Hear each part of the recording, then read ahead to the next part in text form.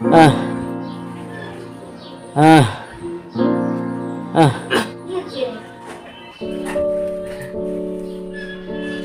আহ আহ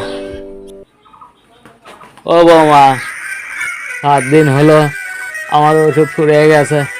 তুমি তো আমাকে নতুন ওষুধ এনে দিলে না। কবে যে ভালো হব উপরওয়ালাই জানে। দিলেন তো যাত্রা পথে বাধা। ওষুধ কিনতে টাকা লাগে, জানেন না? আমার ছেলে বিদেশ থেকে যে টাকা দিয়ে পাঠায় সেই টাকাও তুমি নাও, এমনকি আমার পেনশনের টাকা সেটাও তুমি নাও। আমার স্ত্রী মারা যাওয়ার পর তার পেনশনের টাকা সেটাও তুমি নিয়েছো।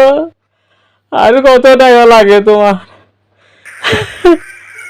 আর কত টাকা লাগে তোমার? আর কত টাকা লাগে তোমার? শাশুড়ি মারা গেছে, আপনি বেঁচে আছেন কেন? আপনি মারা যেতে পারেন না? আমিও মারা যেতেই চাই, কিন্তু ওপরওয়ালা যে আমাকে চোখে দেখে না রে মা। ঘরে থাকলে উপরওয়ালা কি চোখে দেখবে? রাস্তার মাঝখানে গিয়ে বসুন, উপরওয়ালার কাছে পৌঁছে যাবেন। ছেলেটা বিদেশ যাওয়ার পর ঘর থেকে বের করে আমাকে বারান্দায় থাকতে দিয়েছো। বারান্দা পছন্দ না হলে কোনো বৃদ্ধাশ্রমে গিয়েও তো থাকতে পারেন। শোনেন, এই বাড়ি আমি আপনার ছেলের কাছ থেকে লিখে নিয়েছি। শোনেন, আমি বন্ধুদের সাথে দেখা করতে যাচ্ছি, ফিরে এসে যেন আপনাকে আর এই বাড়িতে না দেখি।